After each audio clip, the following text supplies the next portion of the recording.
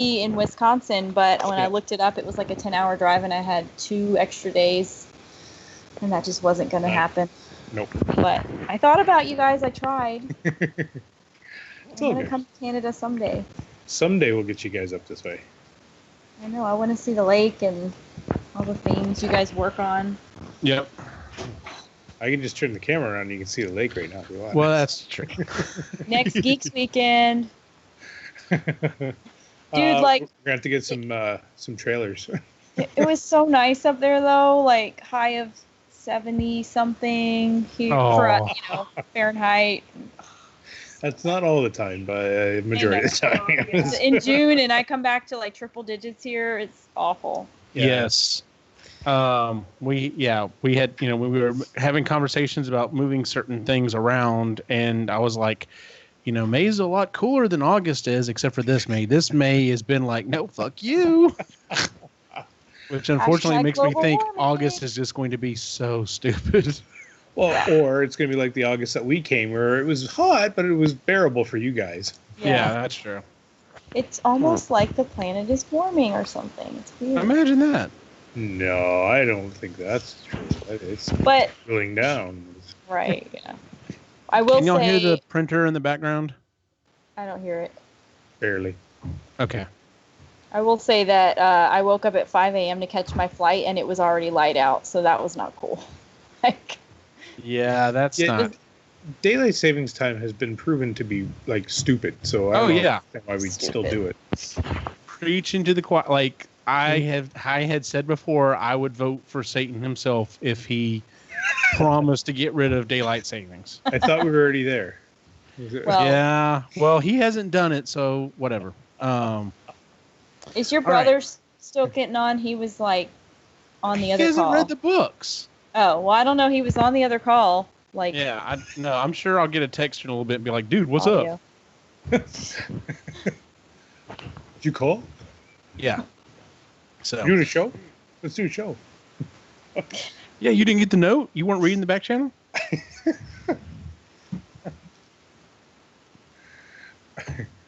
Oh, wow.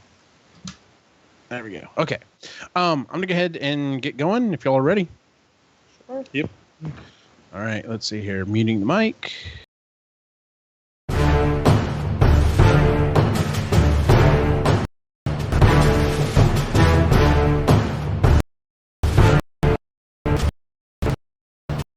You're listening to the Marginally Geeky Show, the epically geeky book club.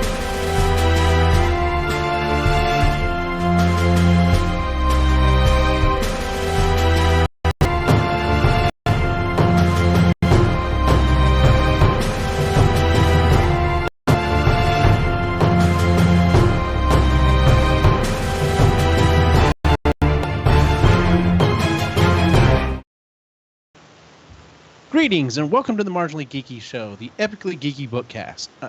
Book club? Cast? Sure, why not? Same thing.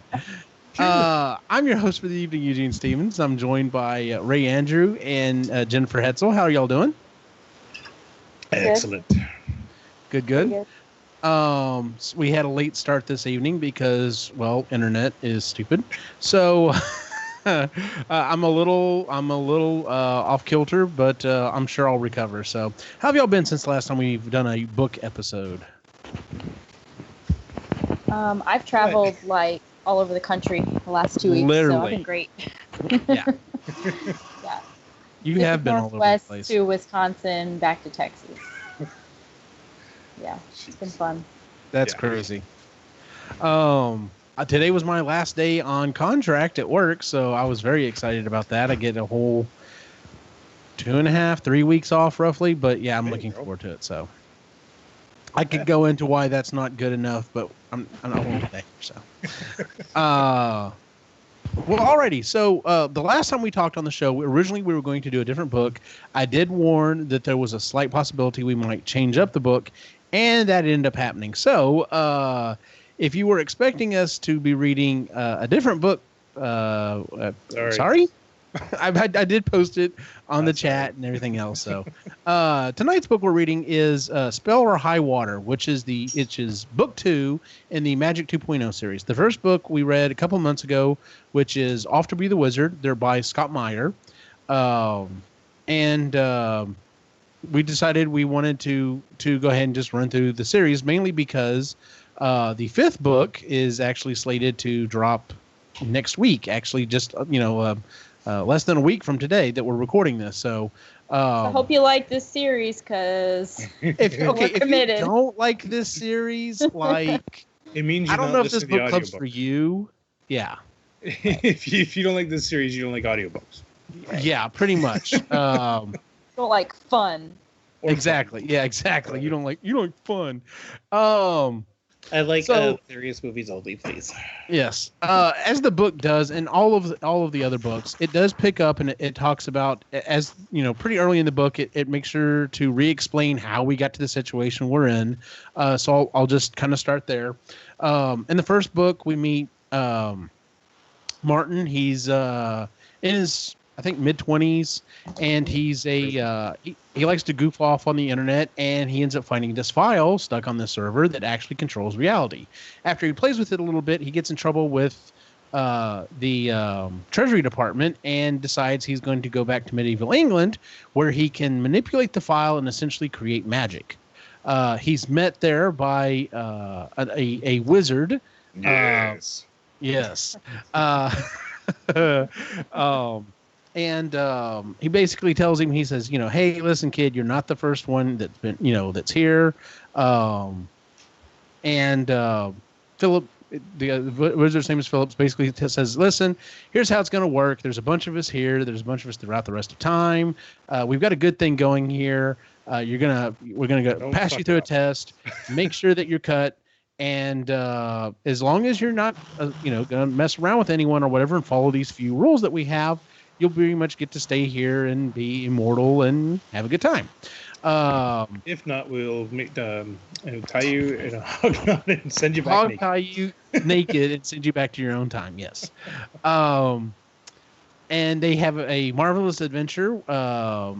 The wizard named Jimmy, who is going by Merlin, essentially tries to turn a bunch of cities into different places from Lord of the Rings, which ends up killing a city in a small town while he's doing that, and ends up trying to kill all of the wizards as well. They manage to beat him. They send him back to his own time, and Phillip ends up taking over as being like the chairman of the wizards, and that's where we pick up in this book. Martin appears outside the Rotted Stump, which is this. It's a tavern, an inn, essentially. And he's been called because there's a new wizard in town. So he goes in, and he's kind of has an idea of what he's looking for. He's looking for someone probably 20s or 30s, completely out of their element, so on and so forth. That's not what he finds, though. He finds a gentleman in his mid-50s, flat top, wearing a trench coat, which he thinks to himself, man, I wish I would have thought of that, because that would have been awesome. And so he goes over to meet Roy. Roy's the newest guy to show up. Roy kind of has already been filled in by the locals as to what's going on with the wizards and this, that, and the other. And my beer. Yes, pretty much just kind of brushes off Martin. Martin takes it somewhat in stride. It doesn't help that Gert, the biggest, meanest person in town, has taken a shining to Roy and doesn't like Martin at all. Nope. And it also doesn't help that Pete, who runs the Rotted Stump, is giving him free food and free drink, but of course makes Martin pay for everything. They get outside, they head back to Martin's place. Roy is still just kind of giving him a hard time, so Martin activates his spell to turn into a 30-foot tall boxed version of Martin and proceeds to handle him like a toy. And tells him, look, here's the deal. You're going to listen to me, you're going to respect me, or we're going to send you back. Roy gets the idea, so they head back to his place. This book does a lot of flipping back and forth through time, because we're actually getting two stories. The first story we're getting, of course, is what happens to Martin and his friends from this point forward.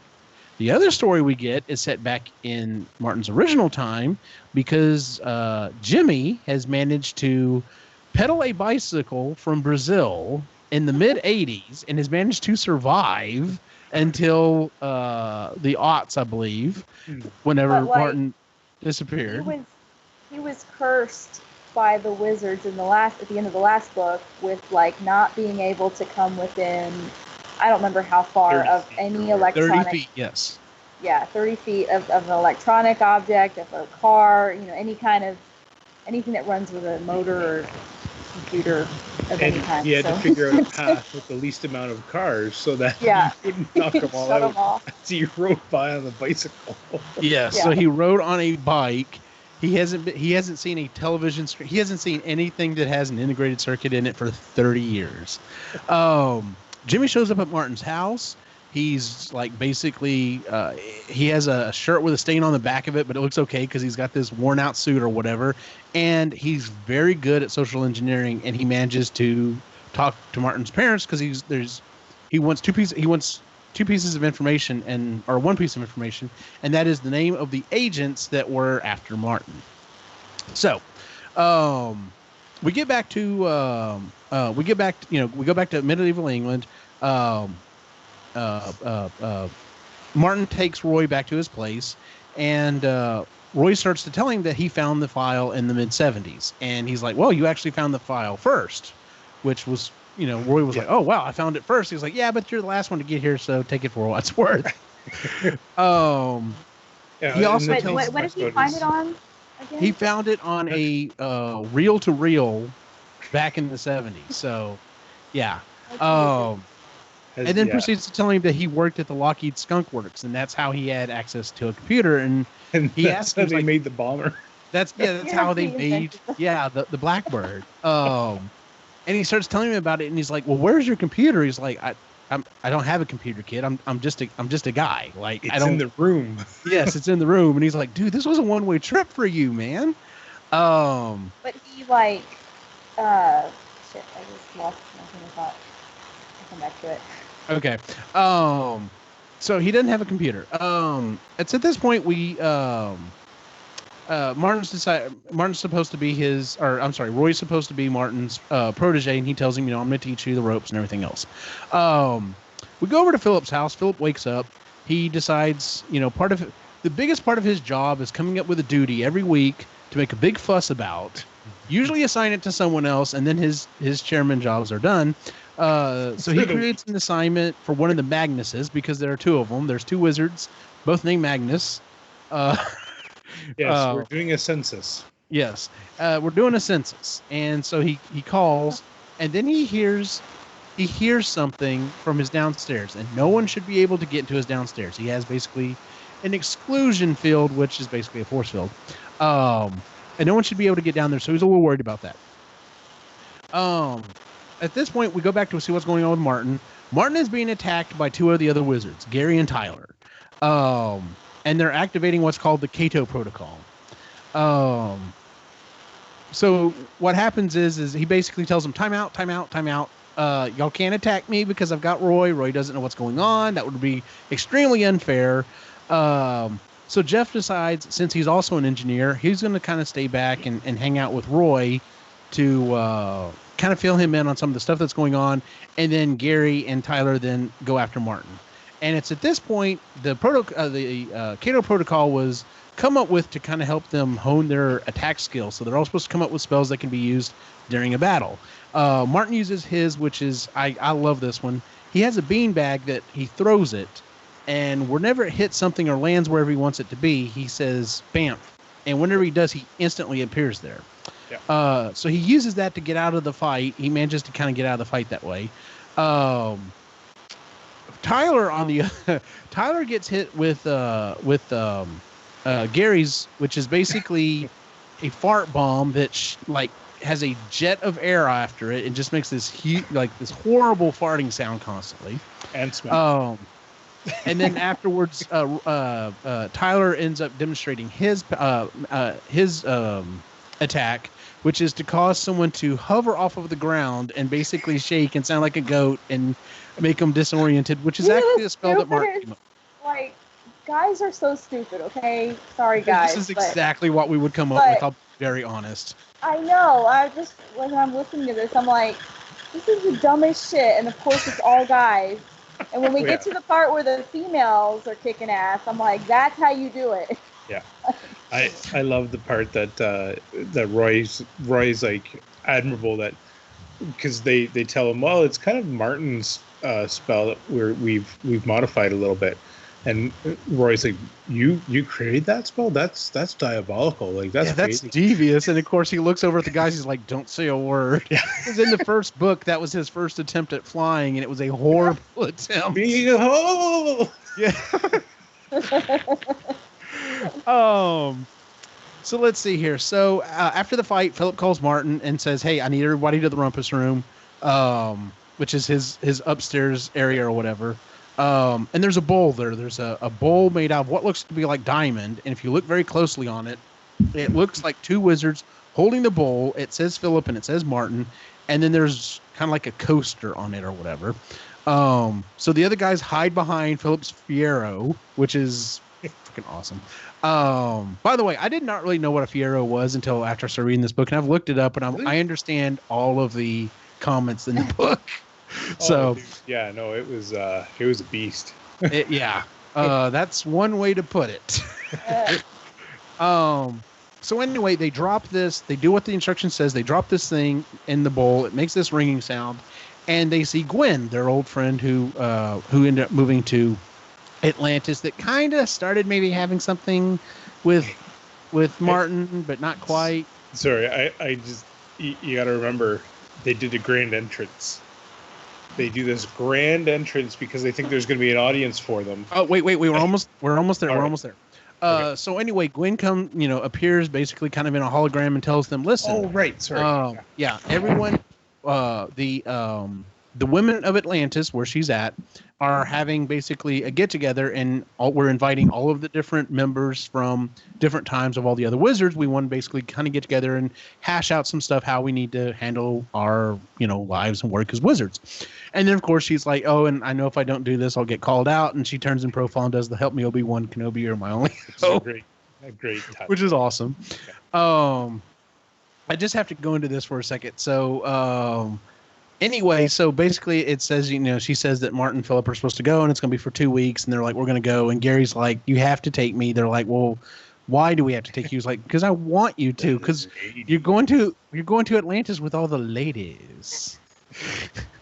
He's like, it'll be like shooting fish in a barrel, but instead of fish, it'll be women. And instead of barrel, it'll be, yes, we know what you think you're going to be doing, Gary.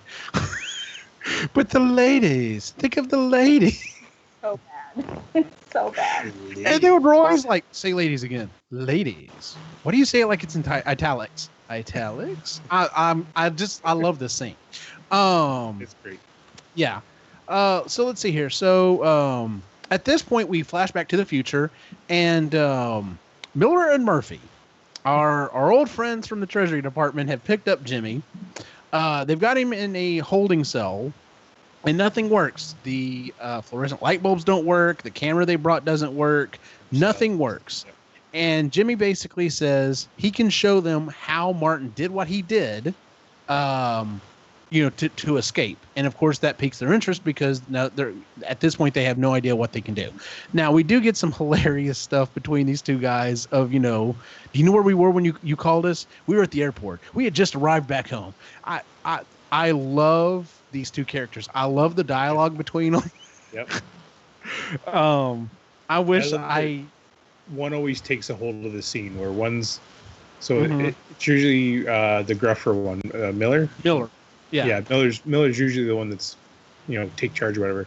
Every once in a while, Murph takes over, and I love when Murph takes over. Oh yeah, classic good cop, bad cop. Oh yeah, exactly. Or no, how did he put it? It was something like he always pictured it as like friendly counselor cop and like insane like murder cop or something like that. Yeah. But yeah, so he basically tells him, listen, you show me, if you help me out here, I can show you what happened. So we go back. Phillip and Martin spend several days preparing for the trip or whatever. Jeff decides he's going to take over Roy's training because they actually really bond, both being engineers. And Gary and Martin come up with a big plan for the entrance. So that's what you're saying. Yes. Phillip didn't care anything about it. He's just like, whatever. If y'all have to do this, it's fine. I'm just standing. Yes, he's like, I'm just going to stand there, right? And they're like, yes, that's exactly what we planned. And so they say the magic word. They both get tuxedos and everything else and get their hair done. And it specifically says it's like, the tuxedos they get are timeless. The clothing they get is pretty on key or whatever. But their haircuts scream, I am from the 80s. Yes. Or I am from whenever. Yeah. One thing that they did that we didn't talk about there, Roy, because the guys say, see you in 2 weeks. And Roy's like, I thought we were time travels. What the hell? Why don't you just come back to now?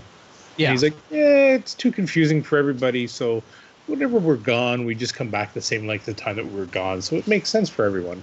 Yeah. I kind of like that. That was good. That, and he's like, when you can live forever, you come to realize you don't need to see all of time. Yeah. You can pass out from time to time. So they say the magic word, and when they appear, there's a bright flash. Martin jumps up in the air, holding his staff in one hand and his suitcase in the other, and performs a perfect roundhouse kick, freezing in midair. With explosions, you see the Fiero jumping over a chasm or whatever. It basically looks like a buddy cop movie, and of course, Phillip is basically just standing there like, what's going on? So, so he does all this, he lands, and all they get is the slow clap from Britt on the beach by herself. Yeah. Oh, not Britt. I'm sorry, Gwen. Yeah. So Gwen tells them, look, I wanted to kind of talk to you all a little bit before we get to Atlantis. Just want to kind of fill you in on some stuff. So they get in a boat that is made out of, it's basically a half dome of perfect diamond. And they start traveling along the way. And she's like, I need to explain a couple of things. First off, whatever you're expecting to a government run by women to be like, it's going to be different than that. See, and it's exactly the way I expected it. So we'll have to ask Jen here in a second. So she says, listen, what you're expecting is not what's going to be there. And the other thing is I need to kind of explain the Brits. There's a council of 3. We have 3 people on the council. We have Britt the Elder. She's the one that actually built Atlantis over 100 years ago. We have what's the president's name? Ida. We have the president Ida. She was voted in by all the other sorceresses. And then we have Britt the Younger. And they're like, was she the younger sister? No, she's the same woman, just at a different time. And this blows Phillip's mind. He's like, that cannot be. How can that be? And the way she explains it is Britt decided at some point in the future, Britt decides to build Atlantis, and before she does, thinks, oh, well, if it's not there, I could just go back in time and build it, so when I get there, it's there. And sure enough, that's what happens. So when she goes to build it, she's met by Britt herself 100 years later. She looks exactly the same. And the city's already there and everything's set up. Yes, it doesn't make sense. Oh. And they're like, well, at least it'll be easy to tell the difference between the two. They're like, oh, no, she hasn't aged in 100 years, so she looks exactly the same as Britt the Younger. And that they're just like, what the fuck is going on here? So they get to Atlantis, and Atlantis is the sunken city. She's like, but it's not like sunken ship. It's like sunken living room. It's, once again, a half sphere of pure diamond that's basically just kind of riding on the waves, so you can only kind of see just a little bit above the bowl. So we get there, and she takes them immediately just to meet Britt the Elder, and she comes out for a second, goes back, and Gwen asks the guards to take Martin and Phillip to their quarters. And the guard that has to take them is disgusted by them. Okay, so we show up here. I have to explain this first. So we get there, and they quickly notice that all of the guards, all of the workers, pretty much every male servant there is like just beef, just huge. They wear kilts. If they're wearing a shirt, it's like a fishnet. It's just like these are the most beautiful men you've ever seen in your life. And the one ends up taking Martin and Phillip, and he's just disgusted by them. He's just like, you are men? Really? You are men. You're men in your time. Yes. And then he starts explaining how all of the men are trying to become the sorceress's servant. By the way, there's a little thing in there where she says, they don't like being called lady wizards. They prefer sorceresses because it's fun to say, send several sorceresses southward or something like that. But anyway, so he explains that all of the guards, everyone on there, everyone in Atlantis is trying to become the sorceress's servant, and Gwen is the only sorceress without a servant. And they're like, well, are you also trying for this? And he's like, yes, of course. That's like the highest honor ever. And tells him his name, and his name is Ampix. And it's like, okay. He's delivering like the most important thing ever. Ampix. Yes, Ampix. And he asks, he's like, y'all are from Gwen's time. Is there anyone that she liked? And Phillip says, oh yeah, she fancied someone all right. And of course he wants to find out more about this person, start emulating him. And when he says it's Martin, he's just like, he almost vomits.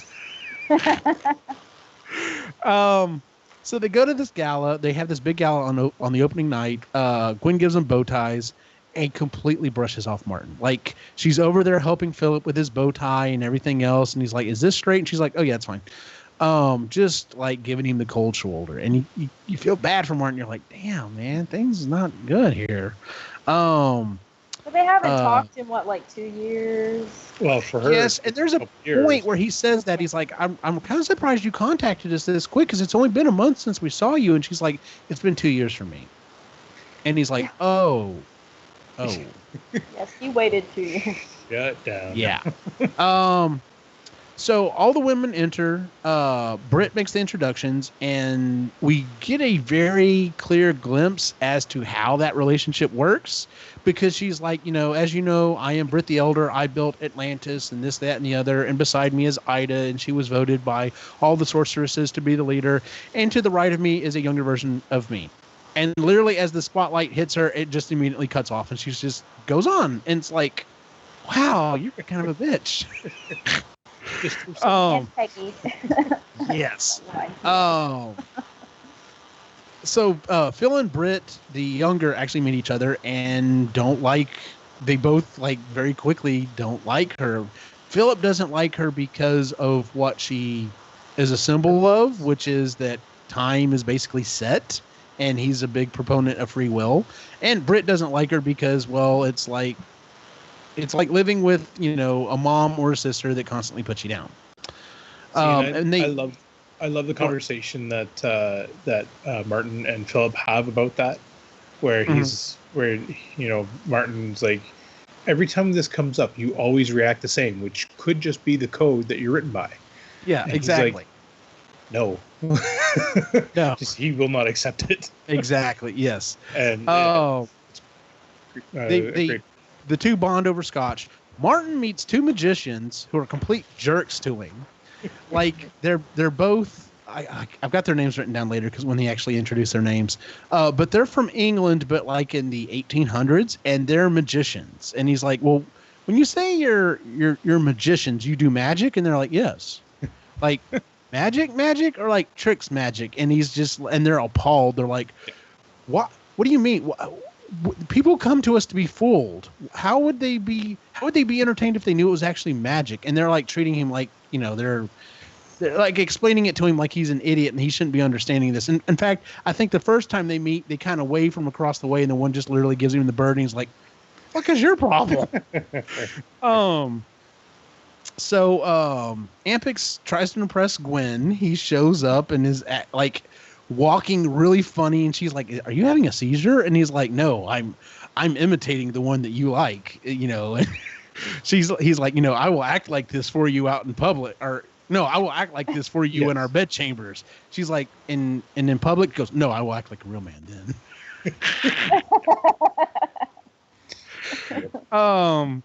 Oh my God, I love that. Martin ends up finding her and basically just says, he has a conversation with her. He makes her laugh. I'm talking about Gwen now. He makes Gwen laugh, and they have a conversation, and he's just like, listen, you know how I feel. I made my intentions known. I like you. I'd like to see if this goes somewhere. If this isn't happening, it's not because I'm not I'm not being out there and being honest. So, which kind of hits her a little bit. And it's at this point we hear a cracking sound, and a giant statue. Who was it? Which woman was it that fell on him the first time? Maya Angelou? Maybe? Oh, the statue? I can't remember. Yeah, anyway.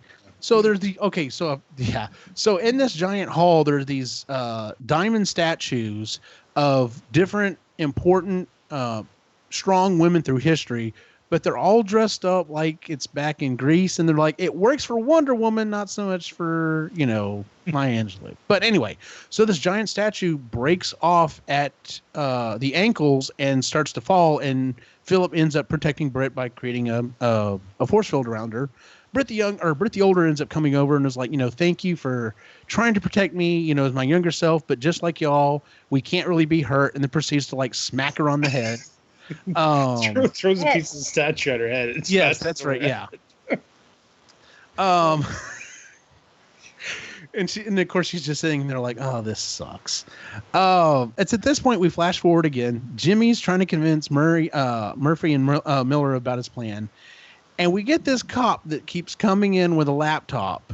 And he keeps like, get it away, like he's getting up against the wall. He's like, don't get it near me.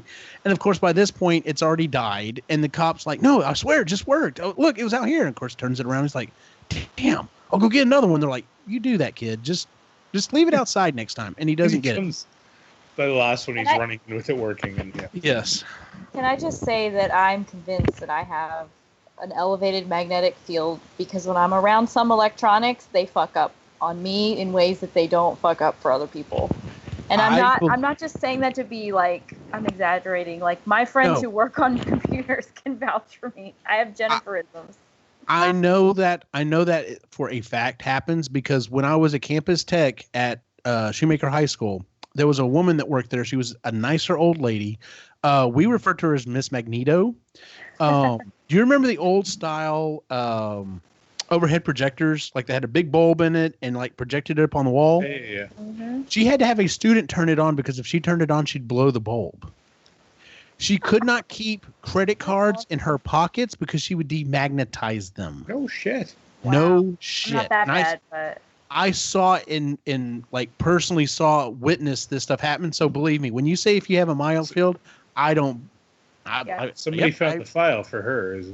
Yeah, no joke. elevated it a little. They just turned it up a little bit. Yeah. Very We're gonna fuck with her. Yeah. Failed me in math class. Watch this. Let's see here. So at the meeting the next day, Martin slips out. Okay, so this is funny. So Martin's having a hard time concentrating during this meeting, and he kind of keeps falling asleep or whatever. And he makes the comment, Phillip says something or another. He's like, I don't know what it is, man. It's like, all this, parliamentary procedure makes me think of the Star Wars prequels, and then like realizes, oh shit. And then Phillip's like, they made prequels to Star Wars? Because that was one of the things they said. They don't show new technology or new movies to older wizards or whatever. Which they end up breaking. They break that down later on, but I just thought that was funny. So he goes to find Gwen, because he's like, Gwen will catch this. Gwen will catch my comment. And so he makes the comment. And she's like, totally. I love the prequels, and starts going on. And he's just like, oh God, I love this girl, and I can't know. It's like, well, it was good while it lasted. Yeah. He's like trying to forget the conversation as it's happening. And it's at this time another statue falls on Britt. This time there's no one to protect her, and it literally just comes down. It destroys the chair she's sitting in. It destroys the table she's sitting at.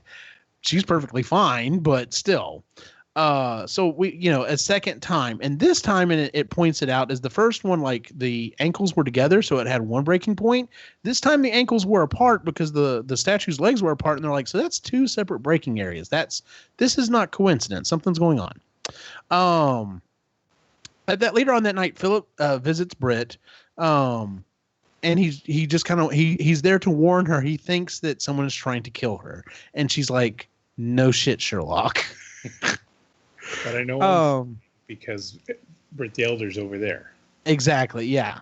Oh yeah, that's a good point. And that's one of the things that they're just like, well, it doesn't really matter because if I died, then Britt the Elder wouldn't be here, and Britt the Elder's here, so obviously I can't die. Yeah, and I love like Phil's she's like totally unhelpful with everything.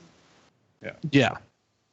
And Phillip's like, I don't believe that to be the case. I still think that, if that's not the case, then yes, you could die, and this is a very serious situation. So yes, we need to take it seriously. Yeah.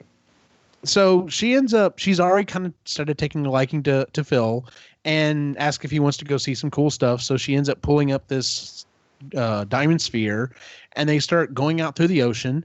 And he shows him like, all these reefs and stuff with these colorful fish and everything. And he's like, yeah, that's pretty. It's okay. Or when she's like, you want to see something really cool? And he's like, yeah. And then she takes him to see a giant squid, and he's just like blown away by this. And while they're having a conversation once again, whether or not she can die, what this means for Britt the Elder and her, and how they could both be there and everything, the sphere literally implodes, and they would have died, but all the air was knocked out of them.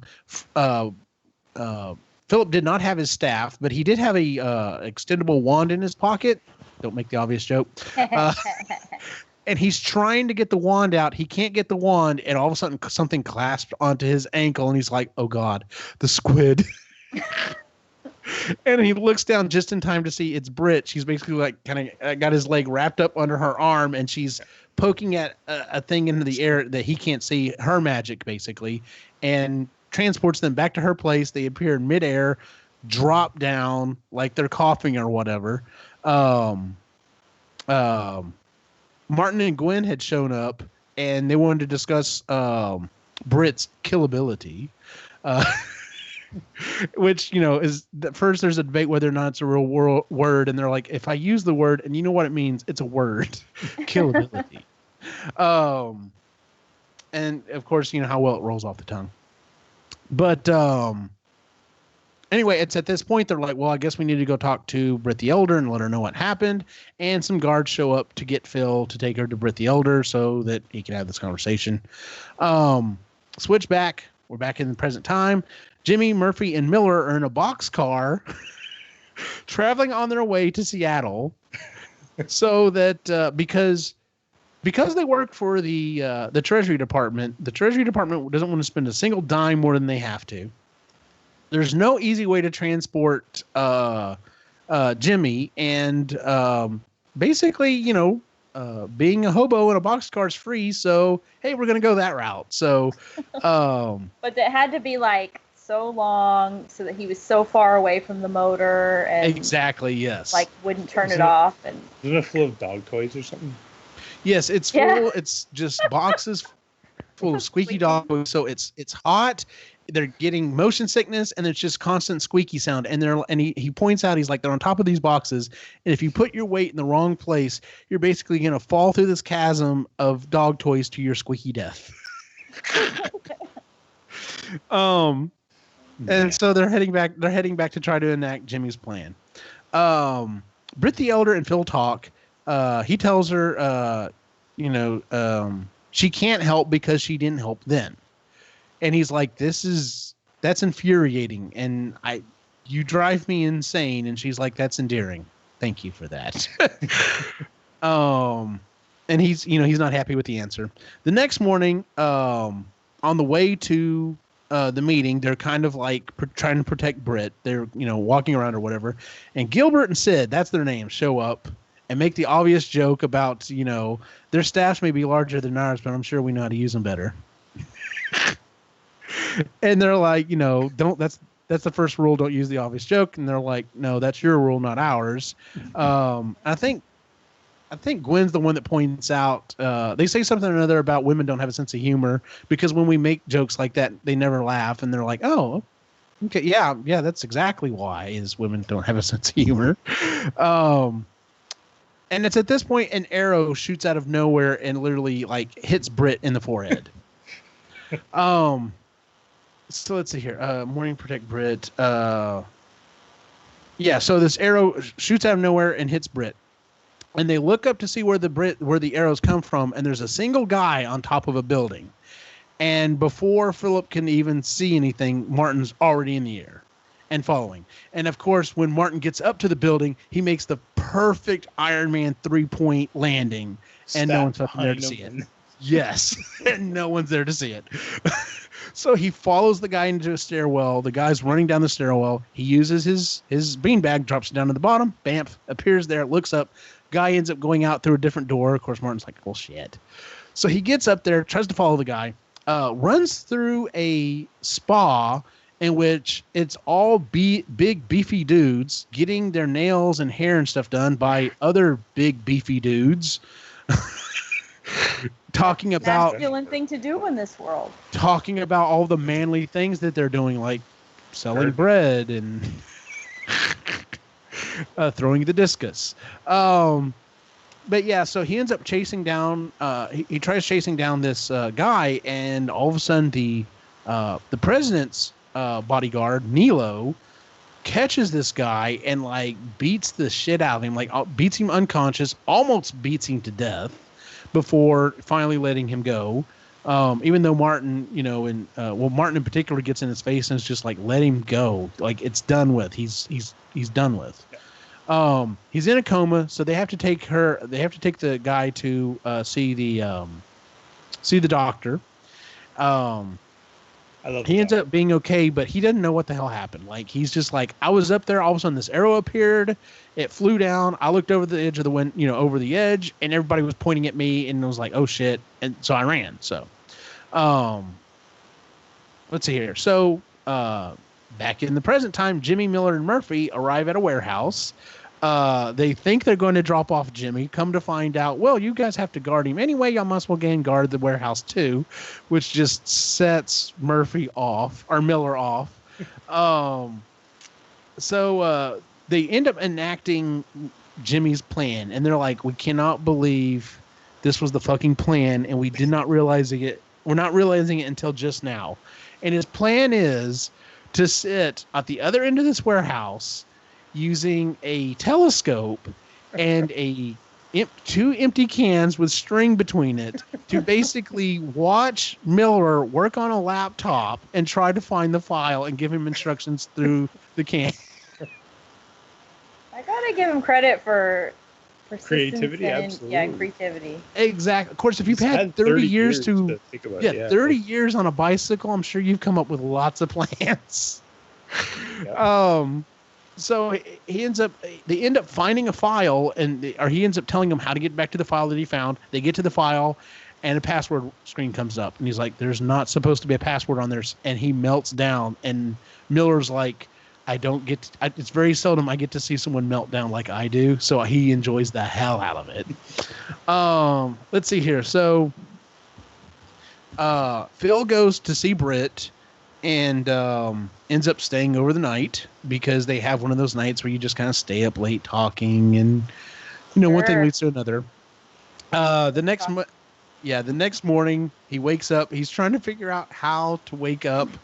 He's like, I don't want to be the guy that's like getting up trying to get dressed because then I'm the guy that got what I wanted and now I'm leaving. And he's like, but I also don't want to be like have that awkwardness of, oh, you're still here. So he's trying to figure out what to do or whatever. The servant comes in, serves him breakfast. It's okay. She's like, do you think Martin knows? He goes, Martin knows. Otherwise he would have called and found out. So he calls Martin, and of course Martin's like, yes. What you doing? Like, yeah, what you doing? Where you at, buddy? He's like, you know exactly where I'm at.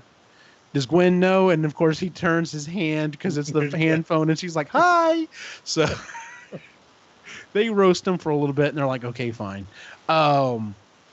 So they finally end up leaving to go back, to get back to the day's events. And unfortunately, her servant gets hit by several arrows because instead of just the one arrow, it's like 50 arrows coming after her. So let's see here. The arrows hit Nick. Yeah. Okay, I skipped over a few things here.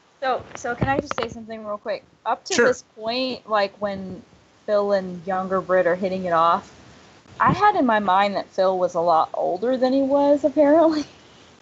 Because it was How just old did you weird to think me. Phil was? I don't know. I was thinking he was just old enough to hook up with younger Britt. You know. Right. So did anybody else have that in their head for some reason? And I did too, but they kind of explained it too in the way that when you live forever, you don't really care about what the person looks like. You start really caring about. In the first book, Phil is early 40s. It says he's early 40s, and I think she's late 20s. Yeah. But the amount of time that she's had her time frozen, like, you know, mentally, they're roughly the same age. It's just she looks a lot younger than he does. So yeah.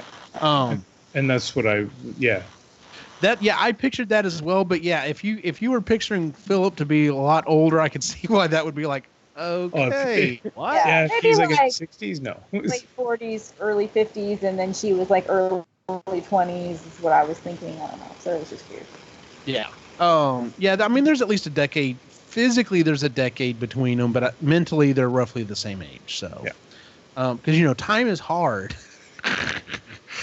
At least in this world, it is. Well, that's even at the beginning of this book. Philip they talk about that where Philip has these thoughts of he wishes he would have found the file just 10 years earlier. So yeah, he's like, why couldn't it? Yeah, why couldn't it just a couple of years? Yeah.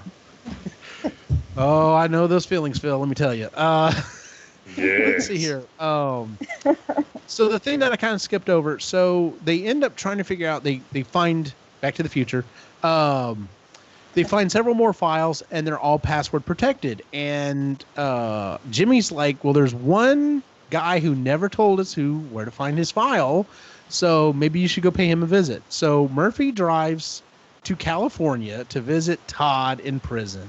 Florida. The explanation of Florida is hilarious. He drives to Florida. So. Yes, drives because, you know, flying would be too much. After taking that train ride.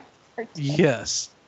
He's in the facility, which is all it's called. It's literally a business complex that just looks like a run-of-the-mill business complex in Florida, and it is actually, you know, the secret warehouse for all these, you know. He's like, so these are the worst of the worst criminals. He's like, no, you're not listening to me. These are not the worst of the. Violence is not a problem for prisons. If it was, we'd have a lot more problems in the world. These are ones that we don't know what to do with. The part where he's like, I just don't understand. Like, it's right next to two highways. The state's not that wide. He's like, you don't understand. If a prisoner gets out, they either have to deal with alligators, which will eat them on sight, or they have to deal with Floridians. And Floridians think a call to 911 is like a lottery ticket. I thought that was. I'm glad I'm not from Florida because I might take offense to that. But being from Texas, I thought it was funny as shit. So anyway, he's introduced to Todd, and Todd is this tall, gangly kind of, like he's got a weird nose, and he's just super awkward. And he gives him a note from Jimmy that basically we don't really find out exactly what it says at this point. And Todd says, write this down. I'm only going to say it once. So he ends up writing this stuff down, and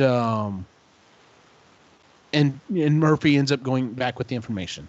Let's see here. So we go back. Britt the Elder gets Phil in trouble with Britt because she basically kind of talks to him or whatever, and is like, she remembers the first night that they spent together, and you know, Britt's like, you slept with her, and goes, well, yes and no. Because if it's you, then yes, and not.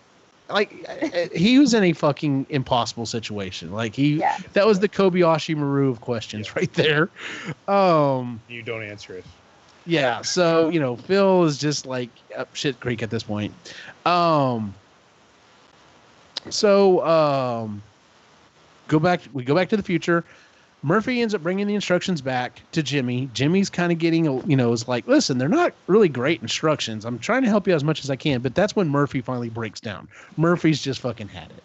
And what's funny is Miller's like, listen, I understand. But, he's like, you blow your lid all the time. He's like, yeah, but you're not good at it. Here, let me show you how it's done. And then just, like, launches off. But they find a file. They're able to make the change. Jimmy gets up, walks closer and closer, just expecting the laptop to die, and it doesn't. And they're all surprised what the hell's going on. He does a little demonstration where he gives Miller, like, $5 million, and then instantly disappears. Yep. Yeah. And it's like, keep the $5 million, use it for anger management. Jimmy ends up going, he gets a nice suit, he gets a better computer, and he goes to visit Tyler in his apartment in modern time, because when Tyler has to use the bathroom, he always comes back to modern time. Constant use of flush. Constantly flushing for like years. And of course he asked him, he was like, what could you have ever said to me to make me help you? He's like, well, I can't tell you what I said, because if I told you then, I wouldn't be able to tell you now. And he's just like, I knew you were going to say that. So Tyler ends up helping him, unfortunately. Britt ignores Bill at the mill. Oh, I'm sorry. I was going to say, this is where you really start seeing the genius that Jimmy is, right? Like, oh, yes. Like he even back at the beginning of the book, he calculates the proper facial emotions so that he portrays a certain emotion and a certain amount of each emotion so that it's sincere, even though it's not. Exactly. And God, he's good. Yeah, I love the way he describes it too. He's like, what am I trying to portray here? Definitely sadness, resentfulness. So I'll do 25% of this, 30% of that. Yeah. It's all down. Which I have no idea how to even contort my face to that. Like I couldn't even come close. I would look like I was having a stroke or something. One eyebrow up, other eyes popped out. It's like, what are you doing? Let's see here. So, or? Yeah. Give a shit. What's going on? The next day at the meeting, Britt ignores Phillip at the meeting, and our British gentlemen proceed to give us a lesson on why that means she must love him because they're ignoring him. And of course, Phillip and Martin are both just steaming the whole time as they're talking. Let's see here. But a bunch of arrows hit Britt. This time they've got tar on them, and they've got this. They've got like these ropes that are appearing. It looks like a portal, but it's in a wall, and so it looks like she's just being pulled into nothing. Martin immediately jumps up, Phillip jumps up, grabs her leg. Martin starts trying to using his magic. He uses the fart blaster thing or whatever to try to help pull him off course. Which is a bad idea. The scene is so stupid. Yeah. So stupid. Yeah, and then at this point, the I can't remember what he calls them again, but the British guys jump in as well and are trying to help, and unfortunately, both Britt and Phillip end up going through this portal. And they're like, well, y'all kind of took your time trying to help out. They're like, well, we didn't think it was serious until Britt the Elder disappeared. And of course, they look around and they're like, yeah, halfway, as soon as she went in the portal, Britt the Elder disappeared as well. And they're like, well, what the fuck does that mean? Yeah. It looks like, she might actually could die. We go back in time. Jimmy appears at Gary's cave and convinces him to help him. Which is a fun scene in that he's once again trying to figure out what am I going to try to convey here. Gary's very suspicious of him. He's holding his staff like a rifle at him, but convinces him to at least kind of let him talk and figure out stuff out. Let's see here. Gwen and Martin check out Britt's computer. The file has password protection, which freaks them out. They're like, why the fuck is this happening? They check all the different versions. Same thing. Martin leaves to think.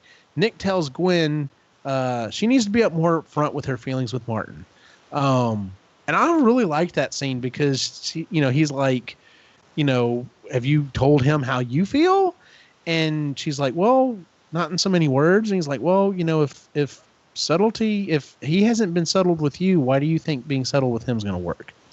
And she's like, well, I was just kind of hoping he was going to have enough interest for both of us. And he's like, well, maybe for some time, but after a while, everyone tends to lose interest. So, I also think it was funny. She was like, "Oh, I thought you wanted to talk about the fact that Britt disappeared." And he's like, "Oh no, that's magic stuff. I don't know anything about that."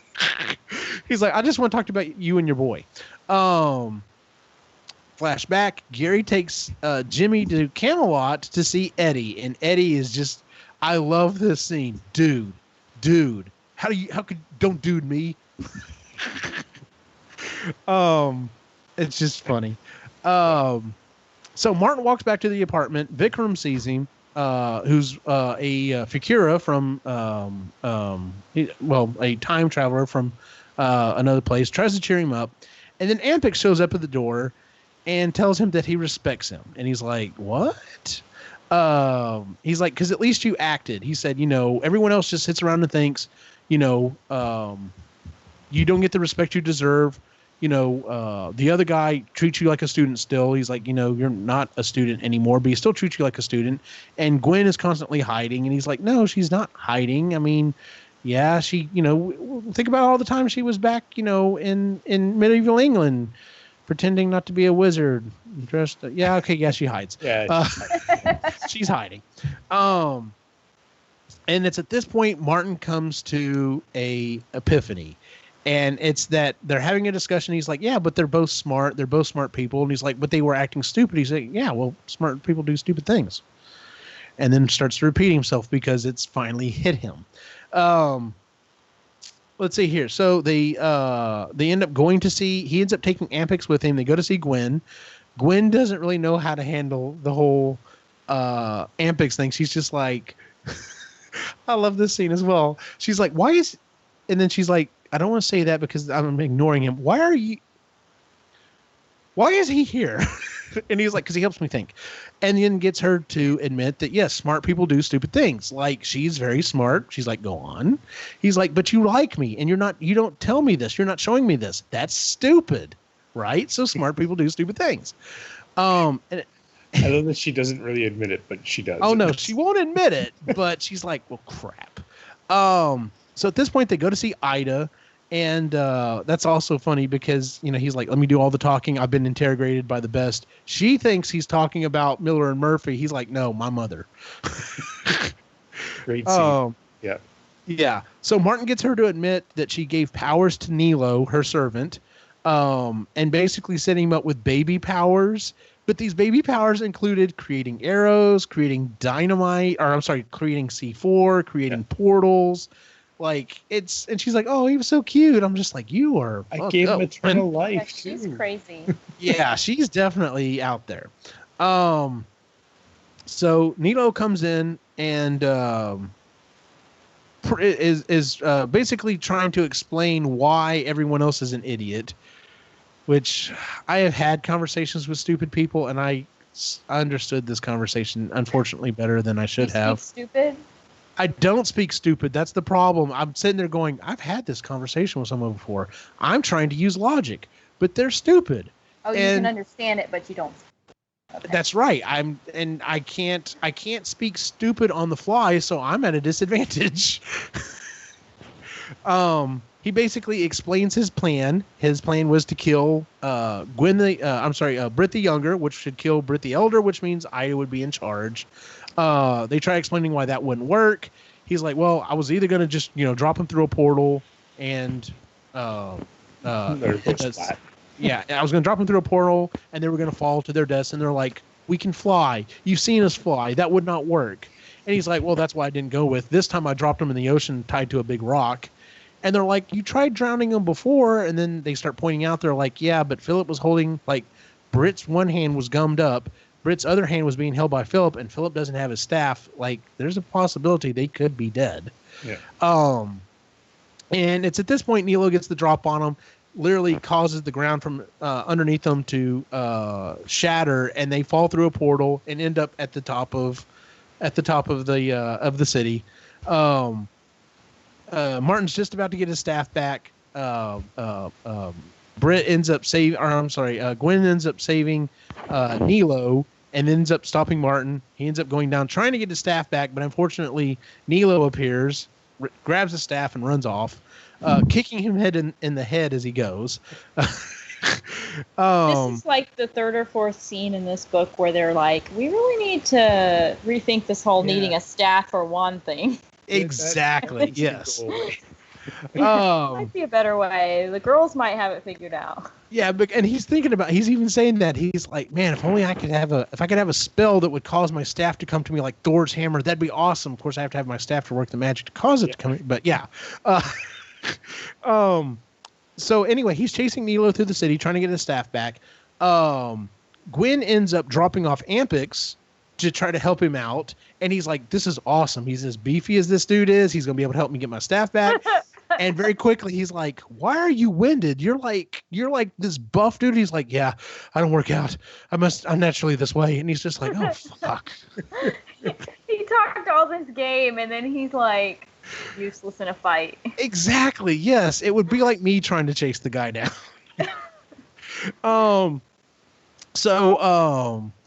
Let's see here. So at this point, Gwen ends up going after Ida. They basically are having a standoff. She's like, well, what are you going to do? Well, what are you going to do? And they both disappear. They both think of the same thing. They're going to try to get to Britt the Younger's computer, or Britt the Elder's computer, I'm sorry, so that they can take the powers away from the other.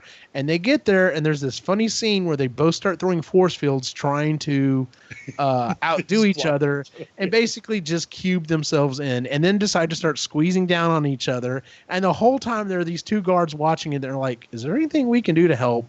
They shoot him this look that I have gotten on more than once in my life from a woman. Just like, stay out of this. And it's just like, right. I ain't saying shit anymore. And it's at this point, Britt figures out the best way that she can handle, Gwen figures out the best way she can handle this. She does the all call for all the sorceresses and basically says, hey, shit's going down. Ida tried to kill everybody. She's interrupted by Ida, who's doing the same thing, but it doesn't really matter at this point because all the fucking sorceresses have already started to show up. Meanwhile, we get to the main square where Martin is chasing down Nilo. He's basically running in a circle, chasing Nilo, and then at this point, Nilo realizes that he's got the power here, so he starts chasing Martin back around. Ampix shows up. At some point, he stopped to get like an apricot or something and is eating it. He joins in, and Nilo basically threatens to, actually kill Ampix because he could at this point. Martin's trying to sneak and get his staff back, and some of the other wizards show up. And in these books, there's at least one scene in all of these books that I so badly want this to be made into a TV show or a movie, because there's this particular scene I want to see come to life. And this in this book is that scene. So they basically create a wall around Ampix, and or no, that's what it is. The two British guys are like, hey, we can have a little fun with this. So they both transform. The one, and they don't say they describe what they look like, but they don't really say what they are until later. But one of them turns into a giant version of Cthulhu, and the other one turns into a giant version of Feklar, the demon from Klingon. And they start advancing on Nilo. He starts losing his fucking mind. He starts causing arrows to appear and is throwing them at him. They're bouncing off a force field they have. Then he starts throwing the goo, and it starts exploding. And they're like, obviously, we figured out what's going on, who's been causing the problem. But we need to contain this before someone gets hurt. A bunch of other wizards show up. They cause a force field. Vikram causes basically an ocean of cobras to appear, which just covers everything. Yeah. Nilo ends up climbing on top of them, and of course they're like, yeah, they're completely harmless. They're basically just kind of wiggle around and don't do anything. They look ferocious, but whatever. He ends up climbing up and climbing out, gets over the force field, and one of the guys is like, I'll stop him. So was it the Conquistador? It was the Conquistador first, I think. This ghostly Conquistador looking something like out of a Scooby-Doo cartoon appears. And as Nilo is running around, they're slowly but surely turning off the force field, causing the snakes to just kind of go everywhere. And let's see, there are chihuahuas, they're flying chihuahuas, there's a Cerberus, there's a dragon, and they're all fucking chasing Nilo around. He's just lost his damn mind. They cause a ring of fire. He ends up... No, that happens in a second. It's at this point, there's a bright flash. Martin has found his staff and transforms into his 30-foot tall, shining self. And of course, the first word is he looks around, sees everything. He's like, now this is what I'm talking about. Because this is how dudes would handle this. And Jennifer's rolling her eyes. Stupid. So stupid. So I'm rolling my eyes awesome. the whole scene. Like, so awesome. Let's just invent a bunch of weird shit to make Ray. The problem going. If you were in this situation, would you not fucking be doing this awesome ass magic? Yes. Yeah, absolutely. I need another female on this show right now to like back me up. So Martin transforms. Nilo tries to get away. He ends up grabbing Nilo. It's at this point the women are discussing what's happened. Ida basically has a mental breakdown. She comes up with some cockamamie plan as how Gwen is the one that actually killed Britt because she wanted Phillip, but also wanted Martin. And they're like, well, what about Ampix? And they're like, well, what's an Ampix? Like, Ampix is this dude. And of course, no one really everyone's like, yes, that doesn't really make a lot of sense. Then, Gwen basically says what's happening, tells them what's going on. And it's at this point they see they see the shit that's happening at the other side of the city. There's explosions. There's like a light show, and apparently there's a dragon flying around in the air. And Gwen's like, "Can I?" They're like, "What the hell's going on over there?" And Gwen's just like, "The boys." She's like, "Can I get them over here?" They're like, "Yeah, absolutely." So she causes a giant arrow, like from a fucking video game, to appear. They grab, he has Nilo in one hand, and he has his staff in the other, and he's going to take Ampix with him. So he just takes Nilo and kind of stuffs him in his armpit and grabs Ampix, and they fly over there. And he's a little perturbed because he's like, we've got the bad guy subdued, and we're going to go take care of stuff. Why does everyone else feel the need to come like loaded, locked for bear? Like, why are there fucking flying chihuahuas and the dragon and everything else? Y'all could have... he's like, but then he thinks about it. He's like, well, these are all dudes who are lonely and they're around a bunch of, sorceresses who are really the only women that would understand what they're going through. Of course they're going to show off. Like, why the fuck would you not show off? So there's this giant parade of monsters and shit coming towards them. I love the conversation that happens where, what is her name? I'm blanking on her name. The doctor, she ends up taking over control. Right. I don't remember. Yeah.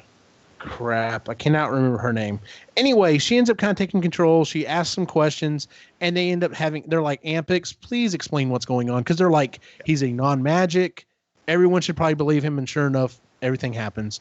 But there's at one point they give Nilo a chance to explain himself, and he goes off on this rant about how you are women, you are supposed to respect your man and do exactly what your man says, and do womanly work like magic and run the city and let us do manly stuff like sell flowers and clean. Yes.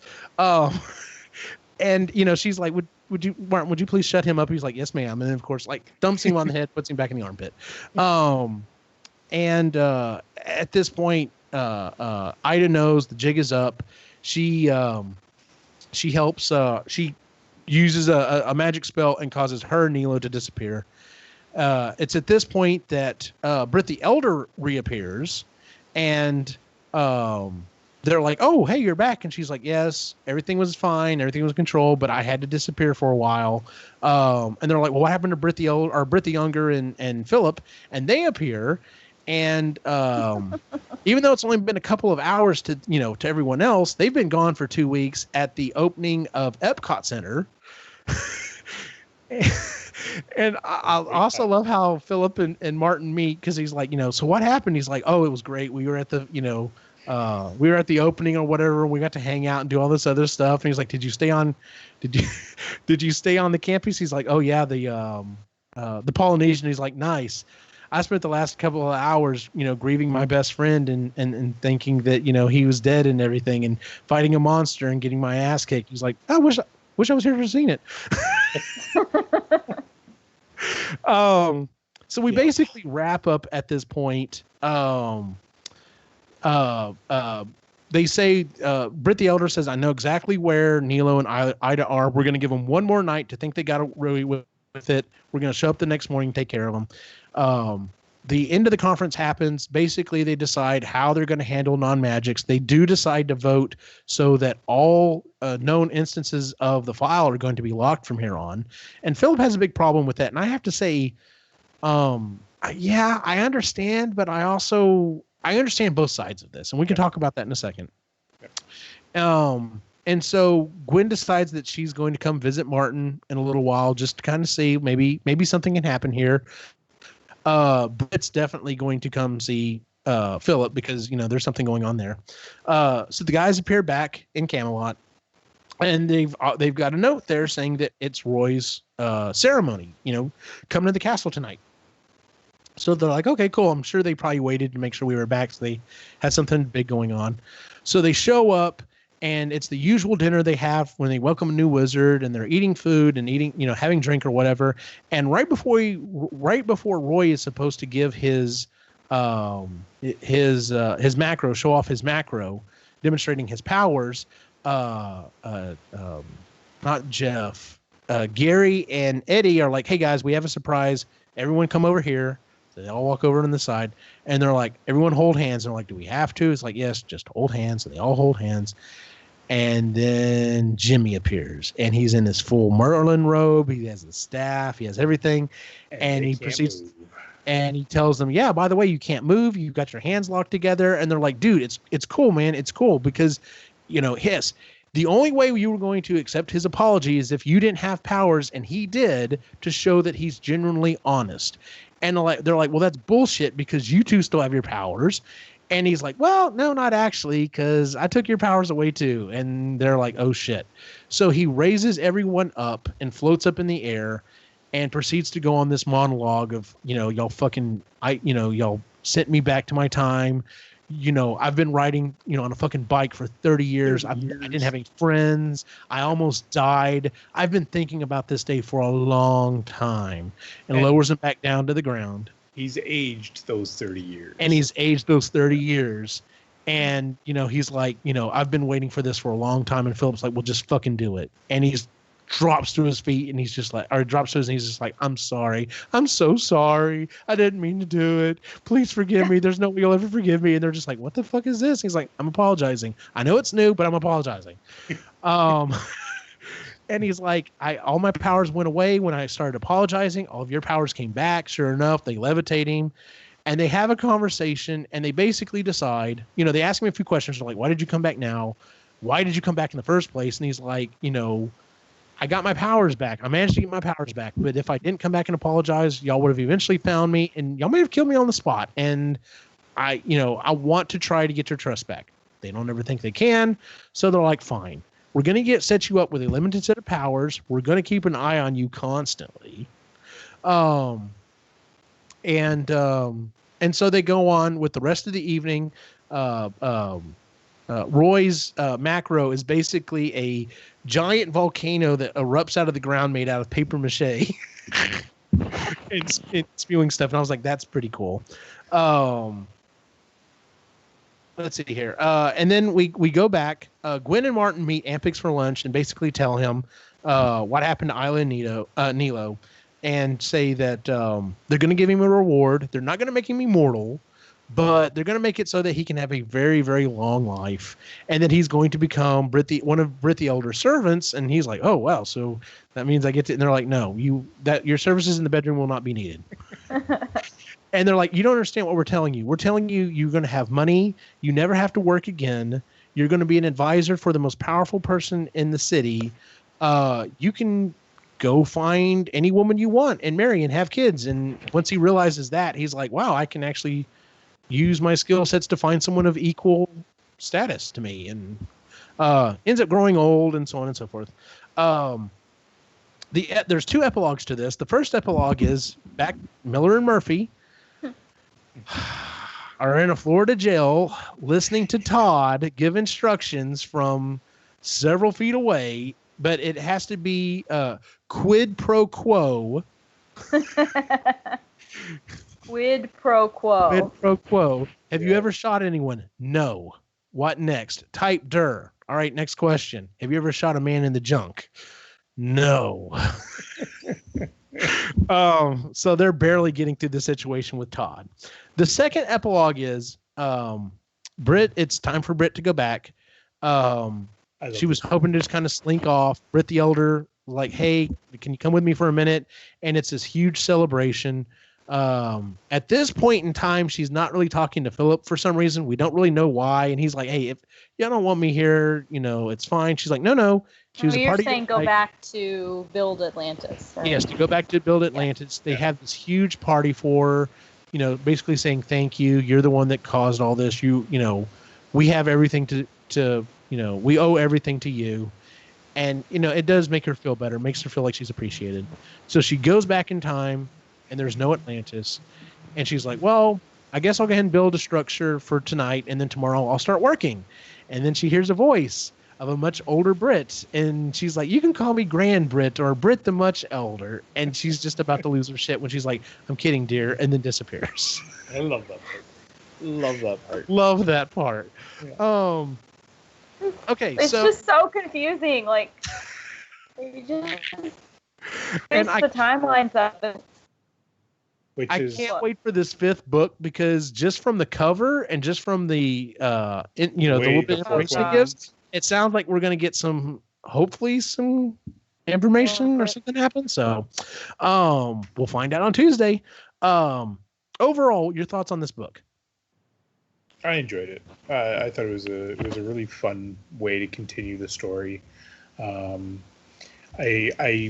is one of the few stories that I actually enjoyed the characters that they introduced in the second book. Like, sometimes you want to hold on to those original casts, but in this way, I did enjoy the majority of the new characters. You can tell that Todd's going to be a creep and he's going to cause trouble later. Like, they set that up big time. You don't know where Jimmy is. Like, I think he's you at least at the time I thought he was sincere in his apology, but knowing that you never to trust him, right? Like, there's always that. So that was really good. I just, the whole series has been fantastic. So yeah. And then we'll talk about that in a bit. So, Jen, thoughts? I liked it. I mean, I thought it was a good continuation. It was a different spin, but there's a lot of eye rolling. The stupid shit that happened. But like you said, it's like this is how guys would handle it. So kind of making fun of both sides. The girls do things a certain way and the guys do things.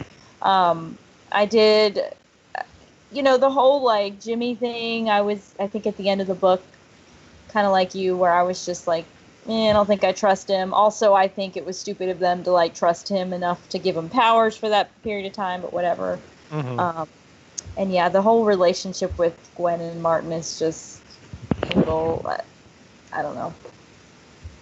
I'm not a fan of how that progressed. I just think it was kind of silly, but we'll see what happens in the next few books.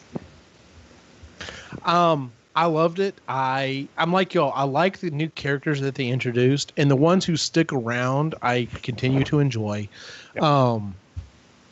I like the fact we do get a little bit more, and in the third book, which is actually going to be next month's book, we get some more backstory on some of the other pre-existing characters. So I think circling back that way is good. But the second book or second sequel to anything, you kind of have to expand a little bit. Yeah. And I think that's where a lot of things get it wrong. Like you said, sometimes they'll introduce a character that are characters that you're like, this, I don't care for this.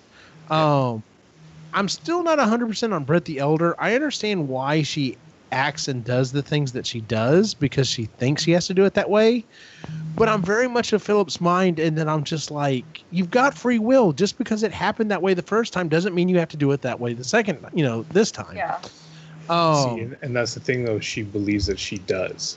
Exactly. And she has her core beliefs, and he has his. So, it's going to be interesting to see how that relationship advances with her. Like he's still, there's only one of him, but she's going to eventually become Elder Brit. I don't know. Like, exactly. Well, and that's why when we meet Elder Brit, they're not together anymore. So, I don't know. It's weird. Yeah, which I don't want to think about because, I like to live in the happy world where they live, happily ever after, but obviously that's not good. At least it's not going to completely last. Who knows? Right.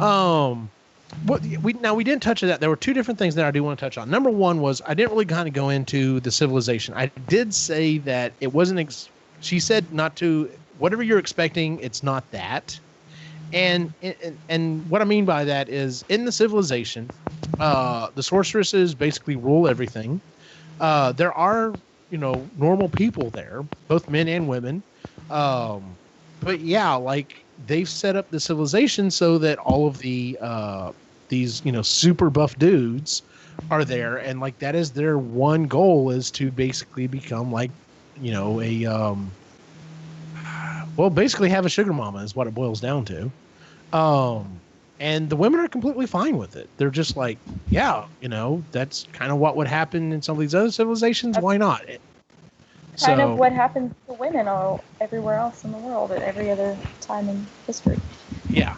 So it's like, it's just kind of human. I mean, you're able to do stuff. You have the power. Why not reap some of the rewards? So, power corrupts.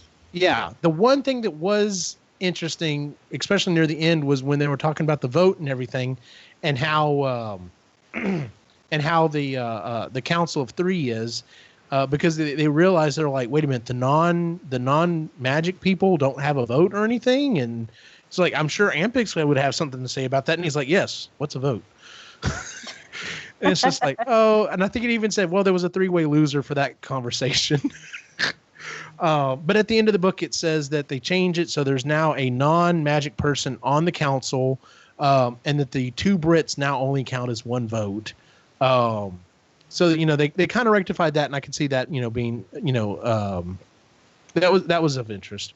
The other thing is, and we touched on this, was they decided as a group to lock down all of the instances of the file. Yeah. I understand where they're coming from because they do have situations, more than one, Jimmy and what's his face, Todd. And the other thing that they don't touch on very much is each of those different communities, or each of those representatives from the different communities of the the time travelers, have a version of a Jimmy or a Todd as well. So, oh yeah, you're right. I didn't even think about that. So yes, it's not just the 2 examples. There's multiple examples of someone finding the file and causing shit with it. So I understand that respect of wanting to have it locked down so that the wrong people don't get a hold of it. But Phillip brings up he's like, it's like we built a fort house and then we're pulling up the ladder because we don't want you to come play with us. And not saying that this is a real thing, but that would kind of suck if I did happen to find the file and it was locked, and I'd be like, well, okay. Yep. So thoughts on that? How would you, if you were in that vote, how would you have voted on that?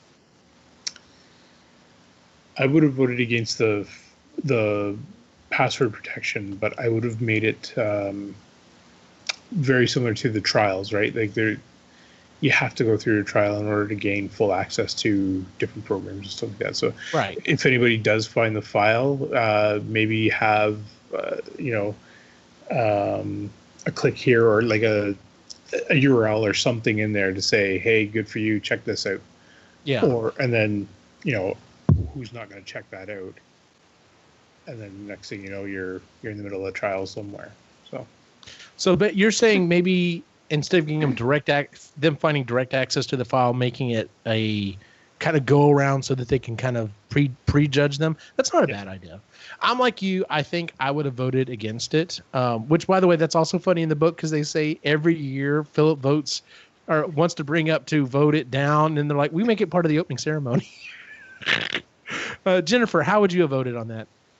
I'm kind of torn. I mean, I see the value in trying to protect everyone that's already there, but yeah, it is kind of shitty to prevent anyone new from having that experience, because then you're essentially capping it between, you know, the last person that came and the first person that discovered it, and you're never going to get anybody new. You're never really going to know anyone. Well, they could still get new people as long as they find new copies of the file that are unknown. But yeah, for the most part, you're right. We won't ever have a situation where, you know, two people maybe found the same copy of the file.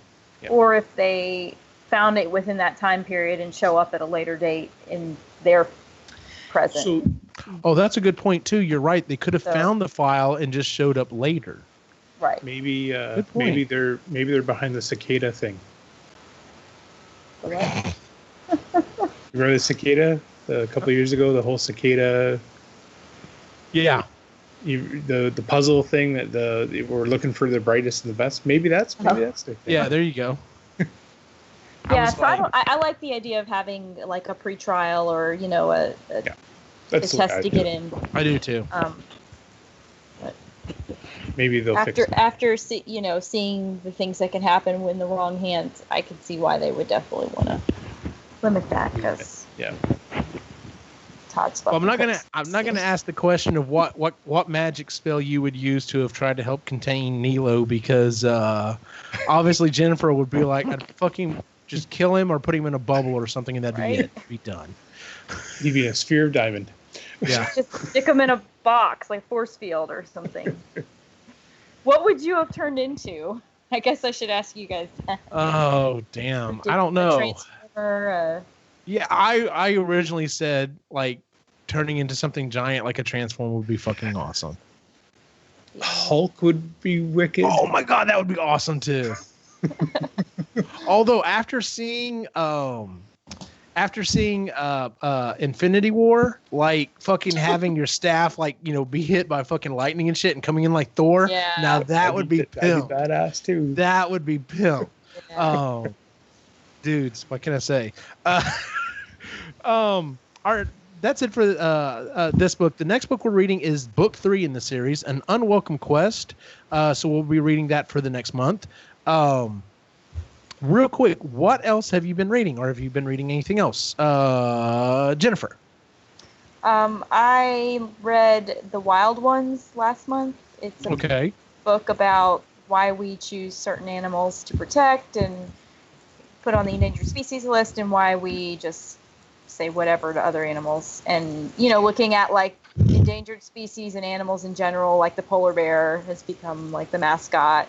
Yeah. And then you have the beetle, this ugly, nasty bug that is just as, you know, at risk, and we don't do anything about it. So, yeah, it was an environmental book for my Sierra Club book club, and that's really I don't think I could. You what? I don't think I could have read that one. I'd been like, I'm a fucking asshole. Yeah, I mean, all those books make you feel guilty about anything, but it was educational, informative, and I don't, you know, I'm not around animals that much, and it was very interesting to hear about the cultural implications of all that. That's all I've got so far. Ray, you've been reading anything else?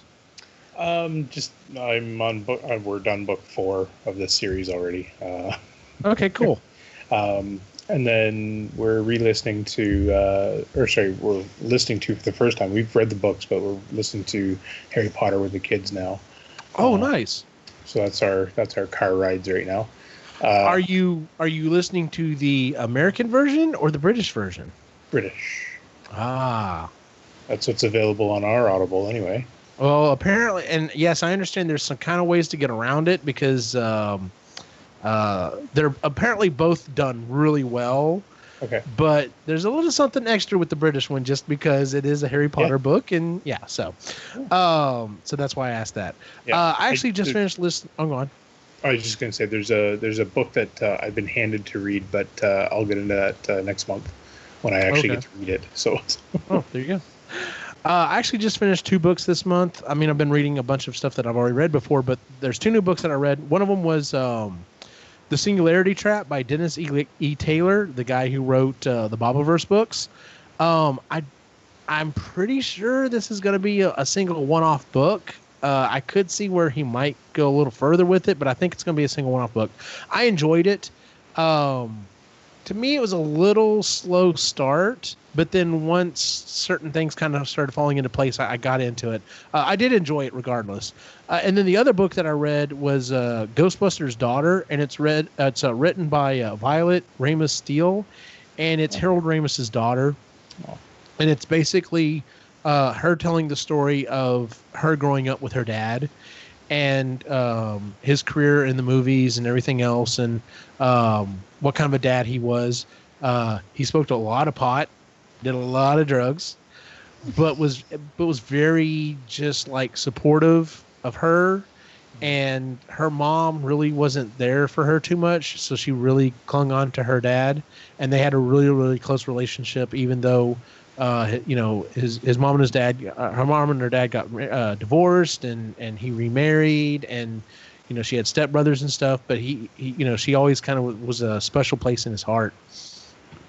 And talks about his film career and kind of some of the ups and downs and stuff. And some of the movies she starts listing, I'm like, damn, I forgot he directed that. And then, of course, Ghostbusters being a big part of that, and how it affected her life and his life and everything else. So if you're a fan of Harold Ramis, it's definitely worth a listen to. If you're a Ghostbusters fan, it's definitely worth a listening to.